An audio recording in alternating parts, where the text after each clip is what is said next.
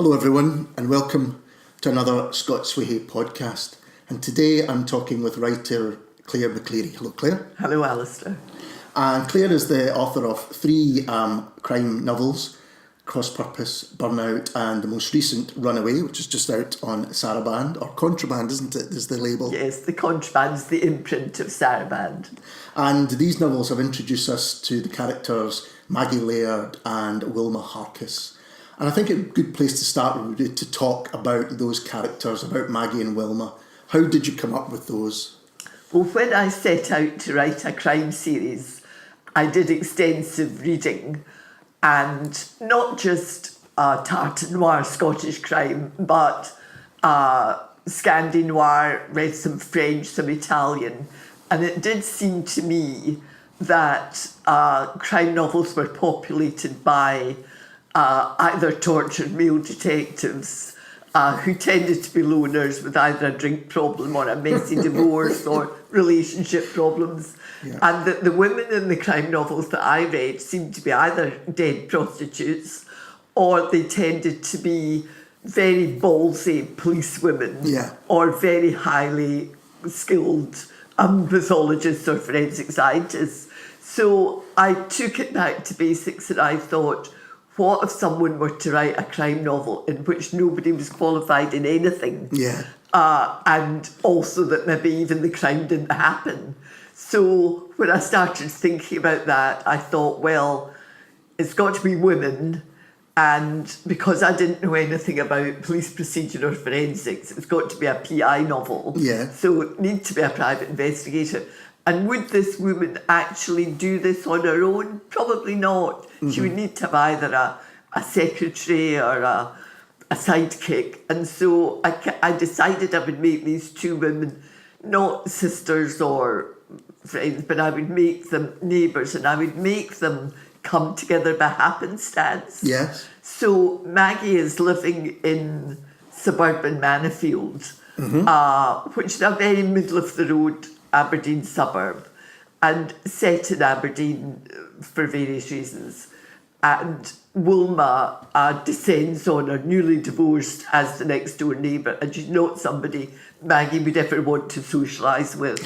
So I've got these two very different characters. I think that's so interesting because it's exactly what struck me. I only really started getting into reading crime fiction in the last 5 or 6 years, and it was partly down to Contraband because they had Graham McCrae Burnout's novels came out, and there was also one by Graham Laroney which came out, and they were just so interesting, so varied, and I thought, well, I'm missing out here if I'm purely not listening or not reading crime, because my perception was exactly what you said. It was male loners, going right back to Sherlock Holmes, I suppose, who had some kind of problem. They were all damaged in some way, and that defined who they are.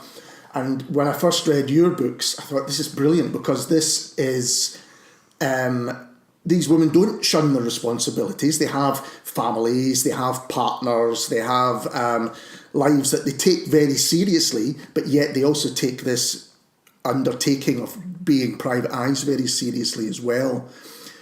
What is there a desire to do this job, to take on this job? Why did they decide to do that? Well, they both have very different reasons. In Maggie's case, it was prompted by the untimely death of her husband, George, who had been a police sergeant who had retired in disgrace. Yes. So it's really this burning desire for justice on her part. And Wilma, the next door neighbour, she's good-hearted, so she wants to help this distressed, newly widowed neighbour of hers. But also Wilma, who's come from the wrong side of the tracks, has got this urge to better herself. Yeah. So they've got very different reasons for going into business. Maggie to keep a roof over her head. Wilma, on the one hand, to support Maggie, but on the other hand, to really sort of climb up the social ladder.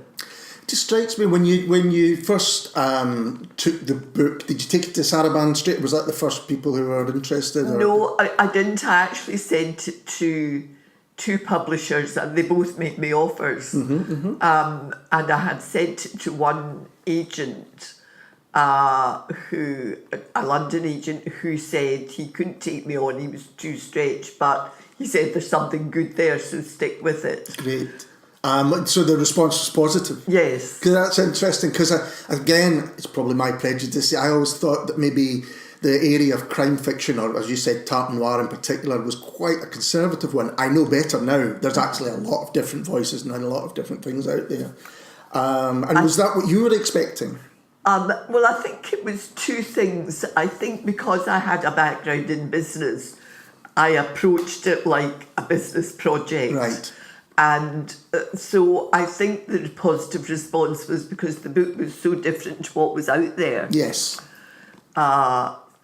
And so that's an interesting idea. If you approach it like a business prospect, do you look at what else is out there and say, right, where's the gaps? Yes. How can I fill that? Yes.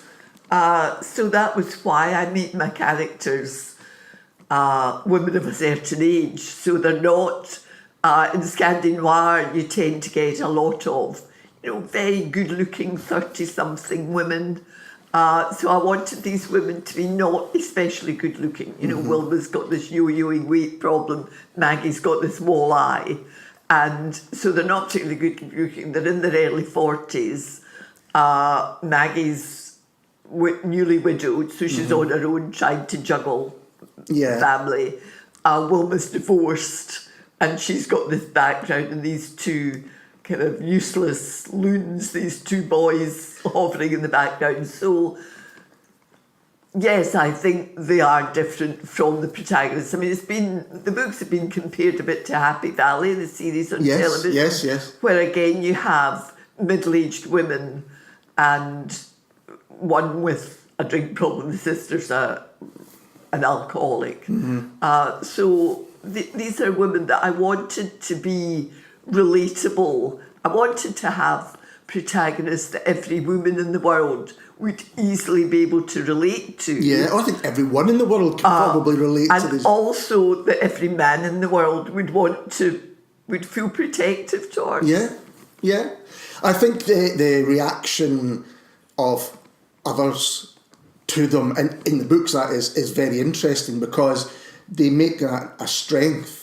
But it's also difficult. I think particularly, Maggie's now got a young family, I think teens, and obviously they've recently lost their father as well, so there's the fallout from that, and she's having to deal with all of that. And then they're also, because of the line of work they're in, dealing with the police. Yes. And often people who knew her husband, and I guess all the reaction, the world's against them, put it that way, for all sorts of different reasons. Either they're patronised or they're dismissed or almost laughed at, but they use that as a strength. Yes, and I think that's very true of women generally. I think although on the face of it there have been step changes in women's lives, when it boils down to it, not a lot has changed. Women at home with young children are still very isolated, and they suffer a loss of confidence. And these women, if you like, echo that.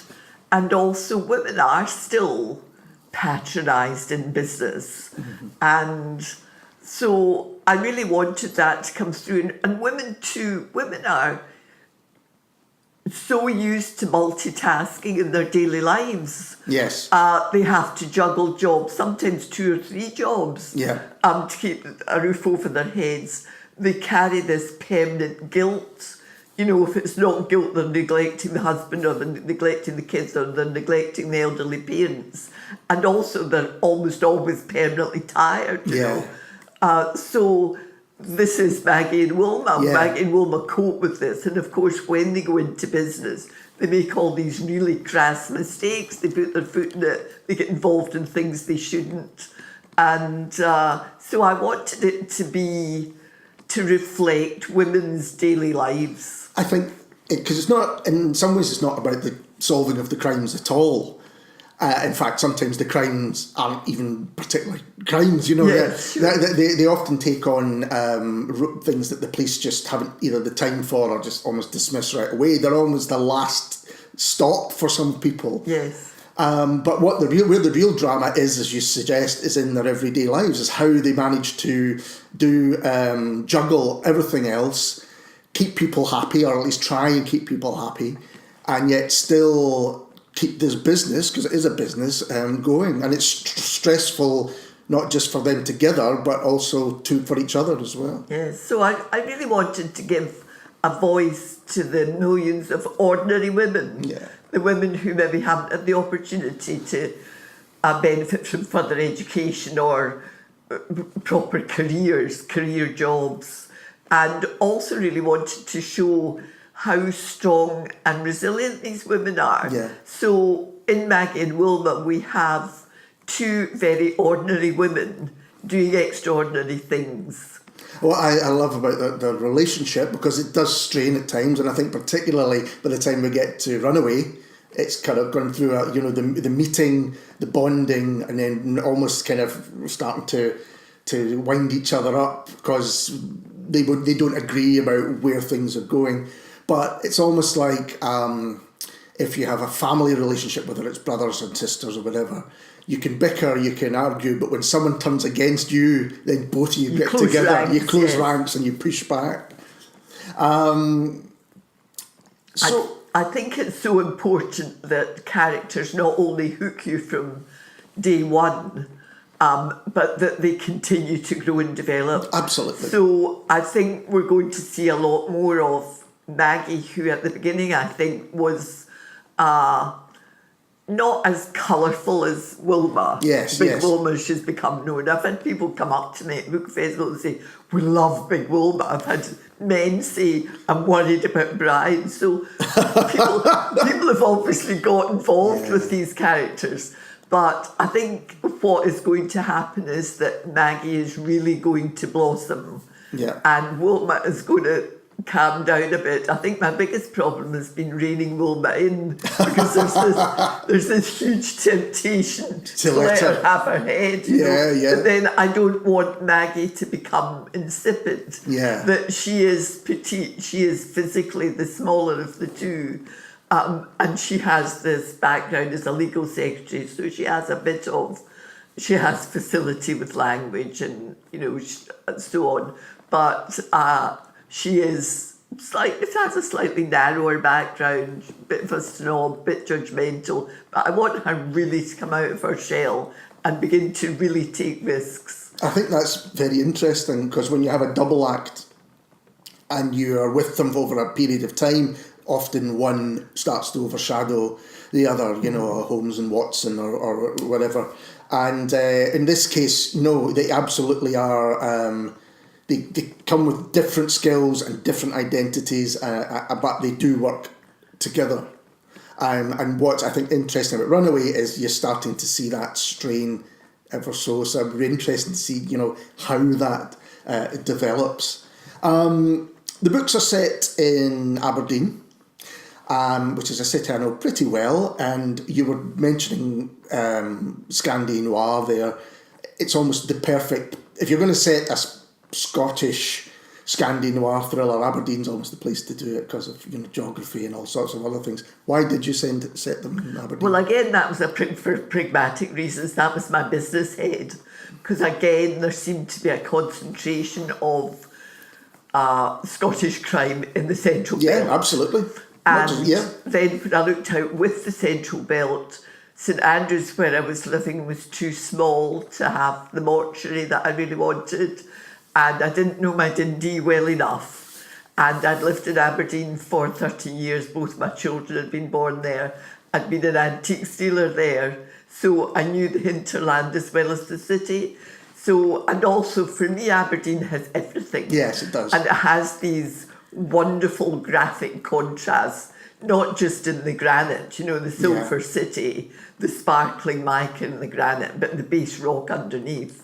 But also it's got, like any city, it's got an underbelly. Yeah. It's got an ancient university, it's got a violent history, it sits right on the North Sea, which is savage in itself. Yeah. It's a dramatic city, yes. And yeah, I didn't realise, you'd lived there so long, because you can tell that this is someone with an absolute knowledge of the place. Again, you've gone back to, well, where's the gap? And I think for any writers listening, that's fascinating in itself, because I think often people go, I'm going to write a book, I like, let's say, Ian Banks, and I'm going to write a book like Ian Banks, whereas what you seem to have done is gone, right, I'm going to research crime fiction, not just Scottish crime fiction, but, a lot of other stuff as well, and look for where that I can fit in, where it's not the same, where it's actually different to what else is going on. But did you also take into account what you'd learned from reading other people? Oh, yes, indeed. I learned practical things, and I learned things not to do. One of the interesting things when you're talking about Scandi Noir and we're talking about crime novels generally is for somebody starting out, there are trends in crime as in everything else, and there seems to be there had been a strong trend when I started writing to go back to rather more gentle crime, not quite Miss Marple, but of that ilk. Okay. And there seems to be a trend at the moment for back to the set piece sort of crime, where you've got a big group of people in the country house or whatever. Yes. But as with all trends, because bringing a book to publication is a slow process, trends are often over by the time you get there. Yeah. So I was aware of that. The other thing that is critical is that when you submit to an agent or a publisher, one of the critical things they're looking at is, where is this book going to sit on the shelf? Yes. So how are they going to compartmentalize it, if you like, categorize it? And one of the first things an editor said to me was, a crime novel can't be PI and police procedural, to which my answer was, why not? Yeah. And obviously this editor was thinking about where does it sit on the shelf. But again, there is now a loosening of genres. I think that's right. So that novels can be cross-genre. And I think there's a nod back to more experimental work, like, not non-crime, maybe The Milkman with told and related in more experimental ways. I think that's right, and I think that's what started to attract me to modern Scottish crime fiction, was you could still get your classically written, central belt male protagonist if you want it, but there was a lot of other voices coming out there, and it's interesting someone saying to you, but where will it sit on the shelf, or you can't have this and the other. Because I wonder if, as the shelves became less and less, as the bookshops became less and less, maybe that became not as important, and people were just willing to take a risk on something that was different. Yes. Because these are very different, I think, the three books. I think really I'm not hidebound by convention, because I've come at it from a different angle, if you like. And also maybe because I'm an older woman, and I've had... as Kirsty Gunn, my professor, he said, when I did my master's in creative writing, she said, she describes me as somebody who's had a full life. I do sometimes think, maybe Kirsty thinks my life has been fuller than it has been, but, I have done lots of very different jobs, from laundry maid to market trader, to training consultant. I have travelled widely, and I have read widely. So I think that and I've been in business, I think all that informs your writing. So why did you decide that you were going to start writing? Well, I've always written. I read English. I've always written, even if it was training manuals or advertising copy. So I've always written, and I've always had short stories published. But I went into business, and it grew like Topsy, and I ended up being in business for 30 years. And it was only when my children were in senior school that I went back to an evening class. Right. And it just went from there. Okay. And I had the window of opportunity, went back and did my master's, and then decided that the crime novel was the way to start as a route to being published, because crime sells, because crime features large, crime and memoir were then featuring large in the bestseller lists. So it was almost using this term again, a business proposal where you thought, my starter is going to be entry level at crime, and let's see if after that's taken off, you've always got a plan to do something Yes, different. and last year, having written 3 crime novels, the first 3 in the series, and had them published, I did actually then develop another totally different novel, which I've yet to submit to publishers. That's interesting. But it doesn't mean the end for... No, indeed. I'm started the 4th in the Harcus and Laird series, and it's going to be, again, very different, because I've tried to tackle, although these are middle-aged women, it's not cosy crime. No. So It's not. In fact, I think the first novel my publisher gave to one of her other writers, and she came back and said, and I won't mention his name, was shocked. And I have to say, a number of my friends have said, how do you know all that stuff, or where did you get that from? And that's the fun of being a crime writer, because people are very keen to help. You know, Yes, you can ring somebody up out of the blue and say, I'm a crime writer, could you give me an answer to this? And people are just enormously supportive. Yeah. I'm interested then on how friends and family did react to...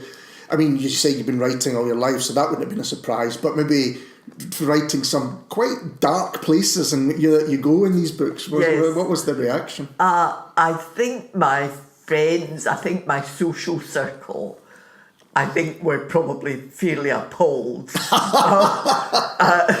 All the effing and seeing, and I think at my launch, a blogger who I will also remain nameless tweeted, who would believe that a woman who looked like this, such things could come out of her mouth? And my daughter said to me, are you all right reading this stuff out, Mum? So, yes, I mean, people were pretty shocked with the first book, because it was quite dark. Yeah, I'm a little bit surprised that folk who know crime writers were surprised, because I've always found that the crime writers I know who can write some very violent, dark stuff are the nicest people you'll ever meet. They really are.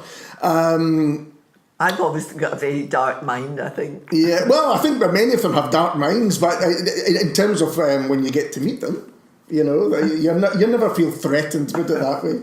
But let's talk a little bit about the themes, because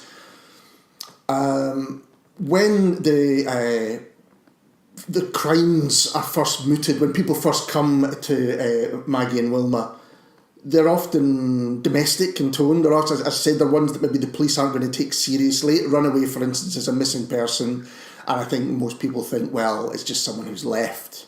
You don't worry about it too much, but then it takes you into areas of homelessness and people trafficking at one point. Yes. I'm always fascinated by the research in crime books in particular. So how do you go about kind of making it so because it's incredibly believable? Well, I think, first of all, I'm put on the spot by my publisher, because every November she goes to a meeting with the salespeople, and she'll email me and say, give me an idea of your themes for the next 3 books.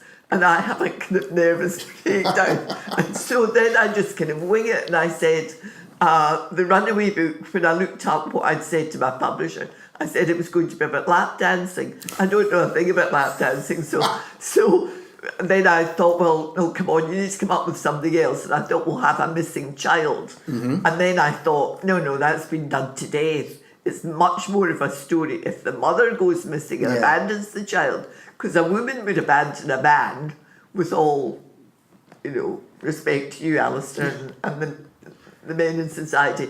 but what woman would abandon young children? So that just was more of a story, and Runaway came from that. Yeah. And in the first book, Cross Purpose, I just, it really dealt with the lack of affordable childcare. And then that also crossed with the ease of access of even very small children to drugs these days. Yeah. And so that was really about what they call cuckooing, where drug dealers will take over some vulnerable person's flat as a base to do their dealing. Yeah. And the second book, Burnout, was about domestic abuse, which of course was very big with the Me Too movement. But I didn't really want to write about this sort of domestic abuse where the woman gets beaten up. I wanted to write about something much more subtle, which was the white collar control and consent sort of thing, which actually then was published just about the time of the Me Too movement. And it does seem to me that you again, I think it's looking for, well, what's been done to death and what maybe hasn't been done before, and steering with, there's lots of missing persons, there's lots of abuse cases, there are lots of drug cases. There's been recently quite a lot of people trafficking themes, but you do seem to take them in a different way. And talking to you now, it seems to me that that's part of your writing process, is like, right, how can I do this but do it differently? Yeah, I think maybe I'm just at heart unconventional, a bit subversive. I just never want to go the path that other people go. Yeah. I want to do something a bit quirkier. And I think with The Runaway, I think as the book developed, there was this missing person, and this Debbie is the domestic goddess. And I thought she actually became a bit of a pain. But she goes missing, but then that translates into how important home is to us all. Yes.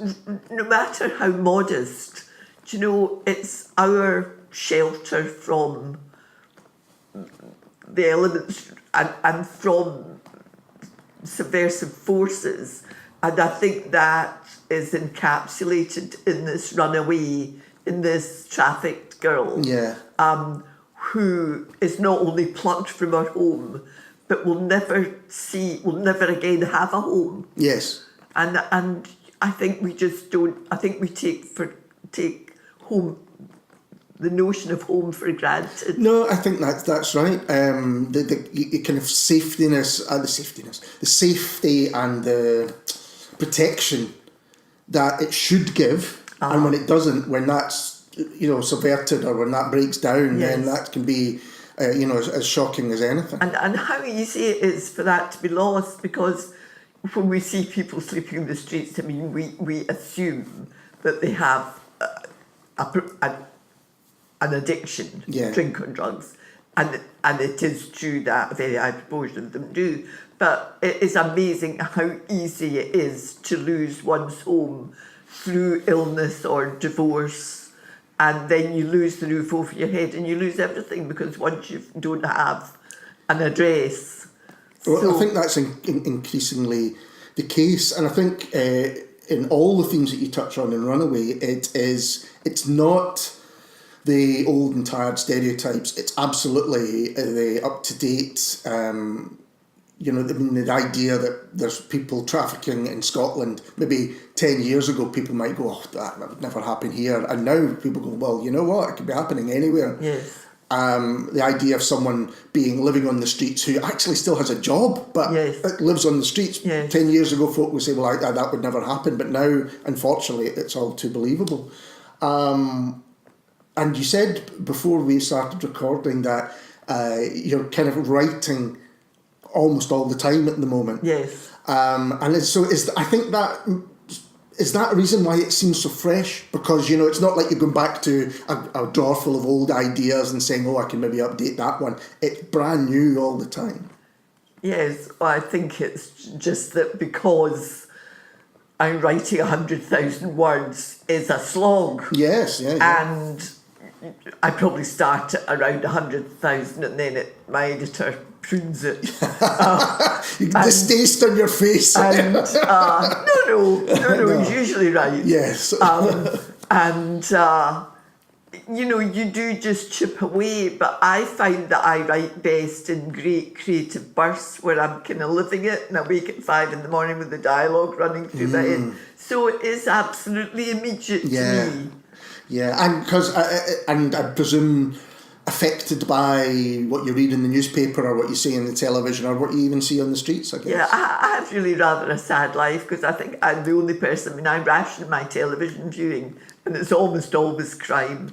And I mean, I'm probably the only person who watches crime on television and takes notes. I bet you're not, but yeah, I can. And you said as well that before you started writing these novels, you hadn't really read a lot of crimes. No, I mean, at school at university, obviously, I was reading literature in inverted commas. Sure. And then I probably I'd read a bit of Agatha Christie. You know, I'd read a bit of Conan Doyle. I probably read an Ian Rankin and a Val McDermid. But I didn't really read crime by choice. And then when I did my master's, I acquired a taste for American literary fiction. I mean, mostly by women writers, read a lot of that. So I read, I think, fairly, not highbrow stuff per se, but I didn't really read genre fiction. Yeah. And now what I do is I read crime at night, but in the morning I try to read a short story, a wonderful short story, to make me write better. Because I have this thing that just because it's crime writing, it shouldn't be dumbed down. No, absolutely not. You should still challenge the reader. And for that reason too, I don't go into a huge amount of detail about the appearance of my protagonist. No. I want the reader to imagine them for themselves and make them real to them. You said that the character of Debbie becomes a pain in the last book, and I do feel that you get into the heads of each and every one of your characters. Another one that springs to mind is Maggie's teenage daughter as well, which you really get her, you know, the fact that she loves her mum, but she's also frustrated, and, you know, this kind of tension that's there. And so do you feel that you really live with these characters when you're writing? Oh yes, and people obviously take them on board because people come up to me and say these kids need a slap. And you know, I had them behaving badly as a reaction to the father. Yeah, of course, that's completely understandable. But I have them now just being kids. Yeah. You know, just being teenagers, giving their mother a hard time. Not setting out to do it, but just being self-absorbed as kids are. Yeah.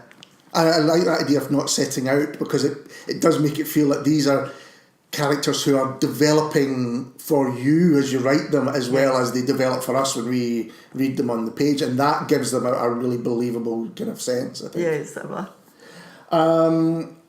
so what... if you're going to be doing your the next one, and as I said, there are tensions between Maggie and Wilma, can you say anything about what happens next, or you want to keep that completely? Well, I mean, one of the wonderful things is when you write a series and when you write characters like this, there's huge scope. Yeah. You know, there's a huge scope to play with, and I do have a lot of fun. Yeah. So I think I'm going to have a bit of sport with Maggie's love life because she's been knocking these people's advances back, and I think now is the time for Maggie. She's been courted, but she's managed to keep it. Yeah. So I think there's this, and obviously also the whole Go Ruth question, the baddie in the background. I think we've got to see more of him again.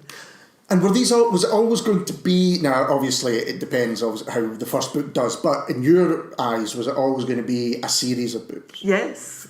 Yeah. I set out to write it as a series. Whether that was a clever thing to do or not, I don't know, because of course it does tie you in. Yes. If you are successful, it ties you into doing a book a year or whatever. But I do think there's still a lot of scope for these two women. No, absolutely. I remember at the end of Cross Purpose, I think it already said Maggie and Wilma will be back. Yes. And I thought, well, this is a brave and ambitious thing to state. They're coming back, Yes. You've not seen the last of them. Which brings us on to working with your publisher. I mean, how is that relationship? I'm happy to say it's wonderful. Sarah Hunt of Saraband is very savvy. She's a very experienced publisher. She's very perceptive. She's very thoughtful, because it's quite difficult as an older woman to be the brownie again. And of course, this happens throughout one's life. You get to top of primary school, and then you're the kid again at senior school, and so on. This just happens in cycles. So here I am now as the older woman, kicking out as a novelist. Yeah. And there are a million questions you want to ask, but you don't want to be seen as the one that's the pest, And so you are aware that your publisher has maybe 30 other authors or whatever. Yeah. So you don't want to be a nuisance. On the other hand, there are all sorts of basic things that you don't know. Of course. Like what happens about the cover, like how long do things take, like what must you do in terms of your social media presence, for example. Like what things to avoid, like when not to open your mouth about something. And as somebody who's very straight from the shoulder, I mean, my biggest problem is not speaking my mind sometimes. So no, Sarah has been hugely supportive. My editor, Russell McLean, who's also a crime writer, yes, I've read his stuff, was on board with Maggie and Wilma from the start. He was one of the first readers. So that is a huge advantage for me too.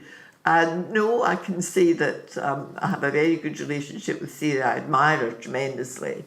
And I just keep my fingers crossed that the relationship will continue, because I'm very aware that as easily as a publisher can, give you a contract for 2 or more novels, just as easily they can decide you've run out of steam. Yeah. So I do work hard. Yeah. And Sarah has said that she feels that I'm very professional, and I try to be, and I just keep my fingers crossed that it keeps going. How long ago was it you did your masters, did you say? It was 2011. I do wonder, because the things that you mentioned there, that your publisher might be saying, how do you use social media? Am I involved with the cover? How long do things take? Because it'll be different now than it was.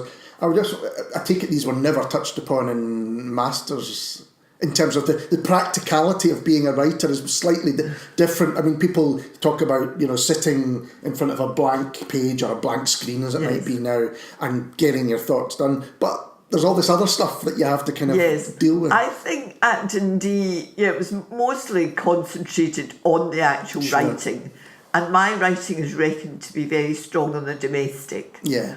And also that it's been said that in my writing that I leave a lot unsaid, that I can create atmosphere, and also that people find my dialogue particularly credible. Yes. Although at the same time, any crime editor will say that too much dialogue slows up the action. So there were at Dundee a number of literary salons which were very useful in meeting published authors and also meeting agents and so on.